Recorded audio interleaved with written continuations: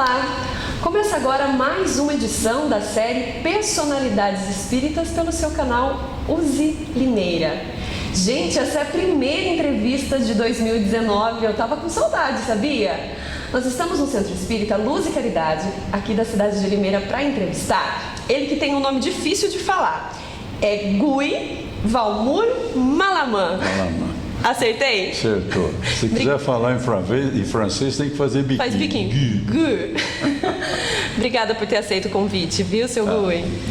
Eu gostaria que o senhor começasse falando pra gente como é que foi que o senhor se tornou espírita. Eu sei que não nasceu em berço espírita, é isso? Não, nasci em berço católico. Como é que foi? Conta pra gente. Católico, apostólico, romano. E já jovenzinho, né? Adolescente ainda, eu tornei-me congregado mariano.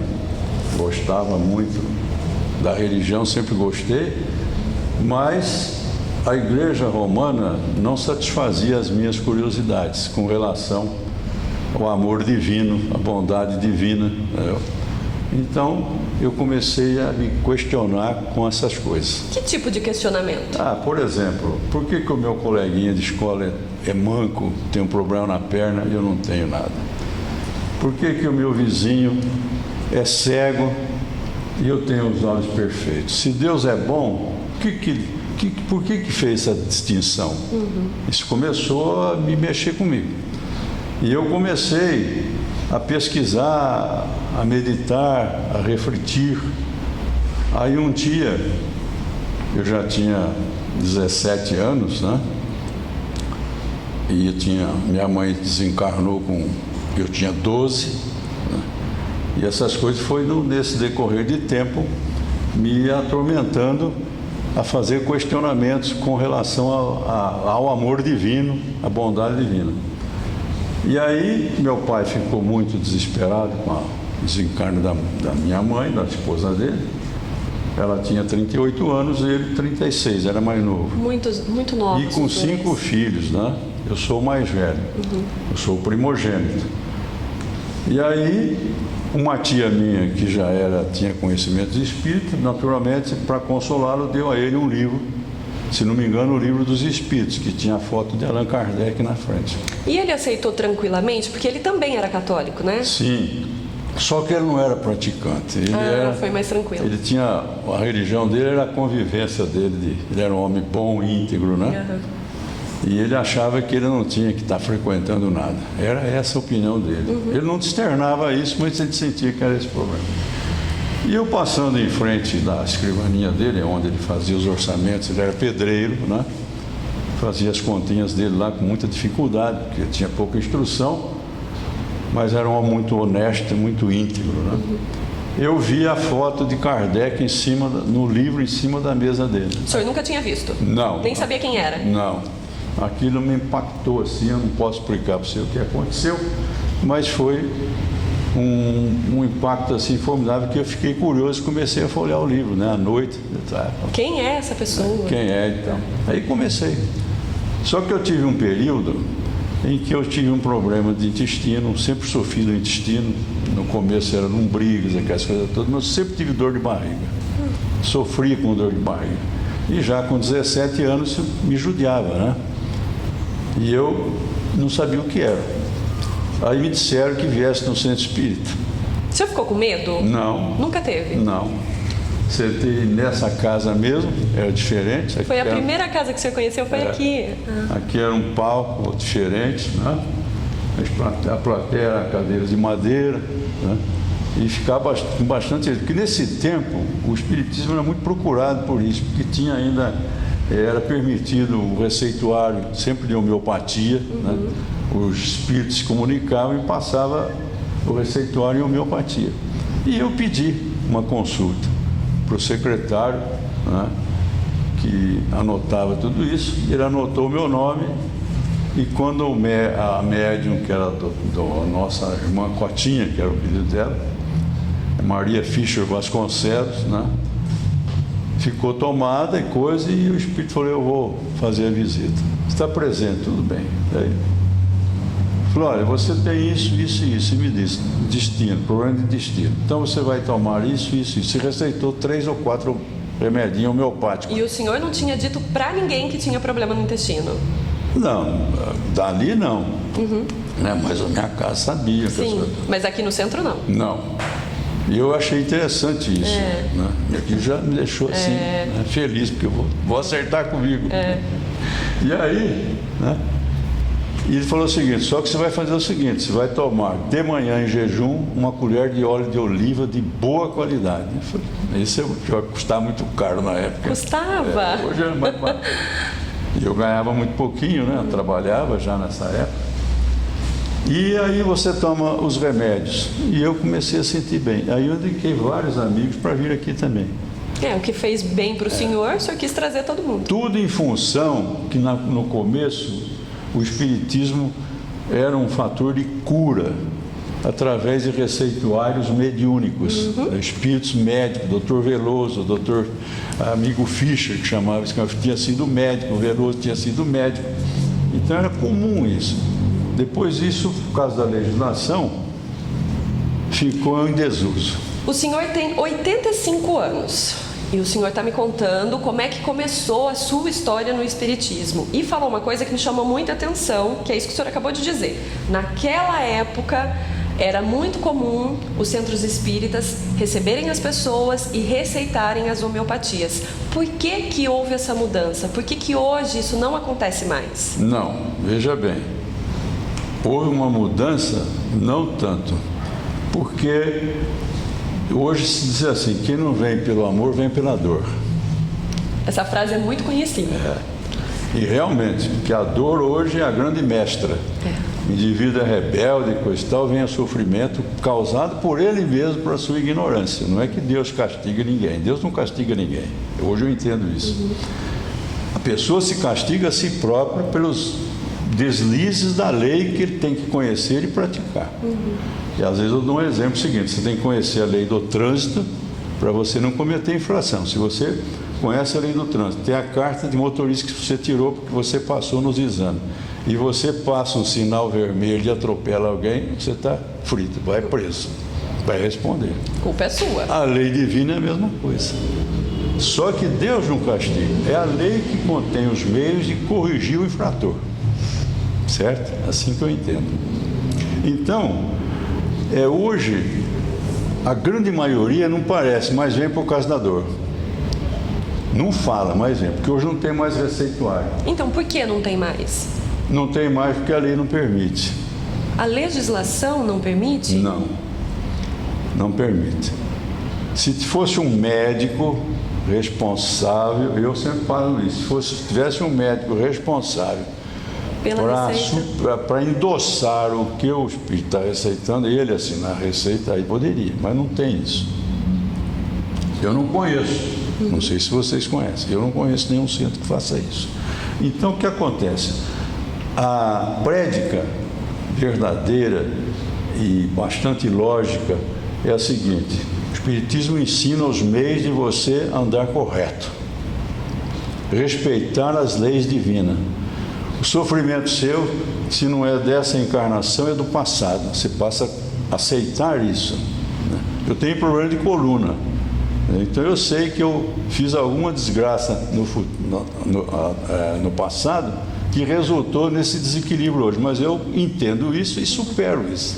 Mas é interessante a gente falar isso também até para orientar as pessoas que não é porque tem um problema, tem que vir aqui com aquela curiosidade aguçada e falar o que foi. Por exemplo, vamos usar o exemplo que o senhor acabou de dizer. Eu tenho um problema de coluna, então já pesquisou, já foi em vários médicos, não conseguiu resolver esse problema, chegou aqui no Centro Espírita e quer desesperadamente saber o que foi na reencarnação passada, nas reencarnações passadas.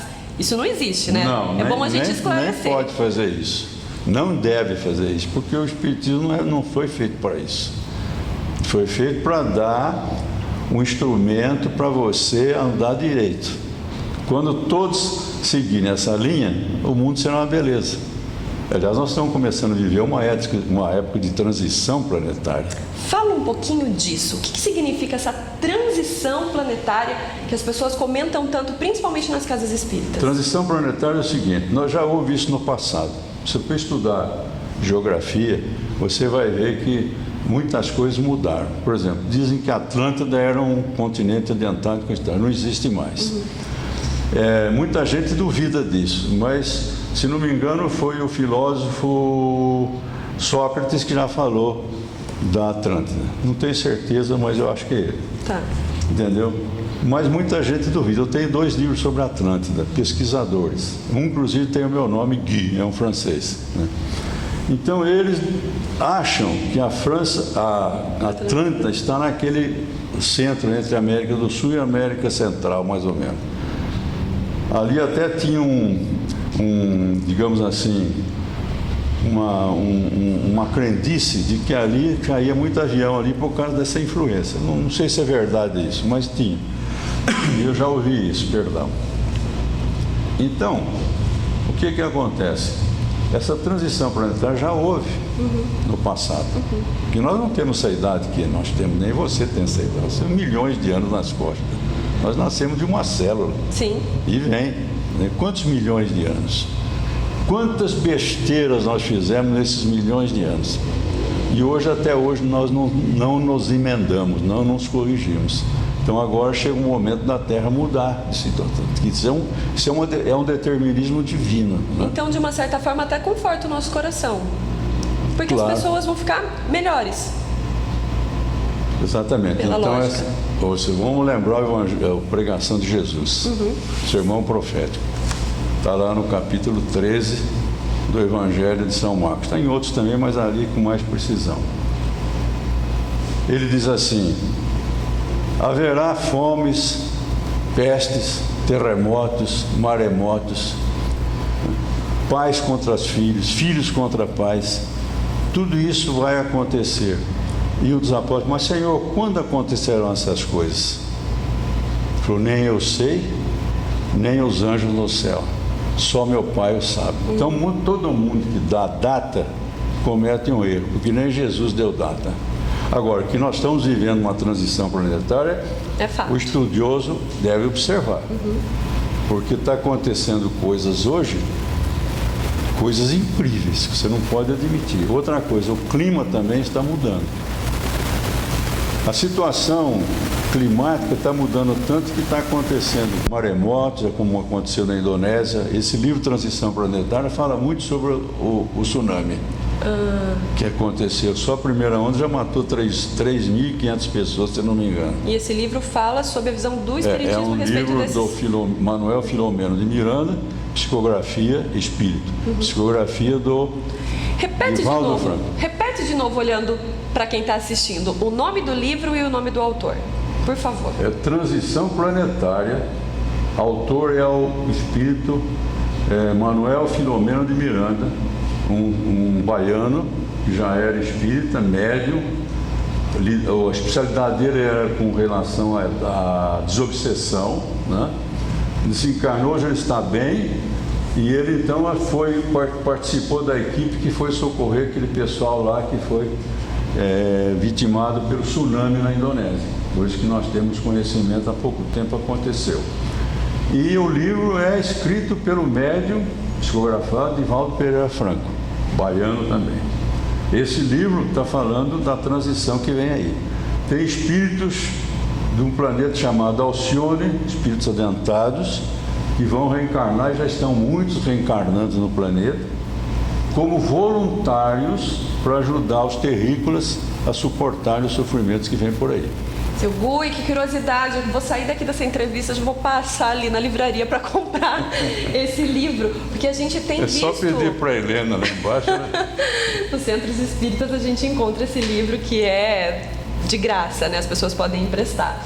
E o senhor está falando... porque está tudo sublinhado por mim, eu estou lendo pela 3ª vez. Olha só, é estudo mesmo. Porque a memória minha, eu não lembro o que eu comi ontem de manhã, viu? Então precisa... E é curioso, e o senhor está dizendo isso, porque a gente está falando de desastres naturais aqui no Brasil.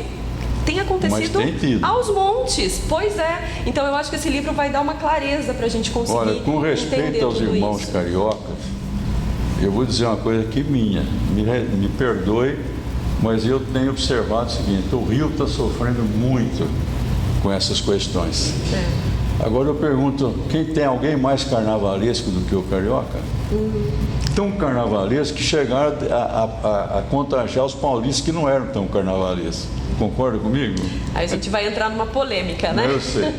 Não, mas é um conceito meu, por isso eu peço perdão. Então o Rio de Janeiro está sofrendo muito com essas coisas. Se você observar outras partes também. Olha aí os estouros de barragens aí. Agora tem mais uma outra. Aquelas pessoas que passaram por ali, não foi por acaso. Cada um colhe o que semeia. É a lei. A gente sabe que nada é por acaso, né? Seu Gui, o papo tá tão gostoso, mas a gente vai ter que encerrar. Só que antes de encerrar, eu queria que o senhor deixasse uma mensagem para todo mundo que está assistindo. Posso tomar um pouquinho d'água antes? Deve tomar um pouquinho dessa água. Não vai falar demais aqui, né? Seca Hoje a gente mudou o cenário está bem parecido com casa espírita, com um copinho de água ali no fundo. E aí eu queria que o senhor deixasse, então, uma mensagem para quem está assistindo a gente. Olha, eu vou dizer o seguinte, curtinho, né? Eu fui pego de surpresa por essa entrevista. Sempre fugia dessas coisas. Quando eu era criança na escola, eu detestava decorar poesia, não conseguia para declamar. Mas o senhor tem esse vozeirão e eu sei que o senhor já trabalhou no rádio. Então é o seguinte, eu tenho, aproveitando a oportunidade, já que nós falamos em transição planetária, que os nossos ouvintes, telespectadores, digamos, tomem interesse por conhecer essas coisas, porque isso é importante na nossa vida, né? Disse Jesus, buscai e achareis, pedi e dar-se-vos-á. Batei na porta do conhecimento e você os terá, entendeu? E eu sou o caminho, a verdade e a vida, e ninguém vai ao Pai senão por mim. Então Jesus disse que ele era a verdade, o caminho e a vida. Então ele deu exemplo de tudo isso. O caminho dele foi de luz. A pregação dele foi de verdade com exemplos, né? Então, ele é a vida porque ele ressuscitou no terceiro dia. Ok? Obrigada, seu Gui, pela Gostou? entrevista. Adorei, muito obrigada. Então, para encerrar, gente, eu quero deixar aqui um convite para vocês. Se você ainda não se inscreveu no canal da Uzi Limeira, se inscreva. Você vai ficar sabendo de todas as novidades que acontecem aqui nas casas espíritas da nossa cidade e também em primeira mão a nossa série, todas as entrevistas da nossa série Personalidades Espíritas. Um grande abraço e até a próxima!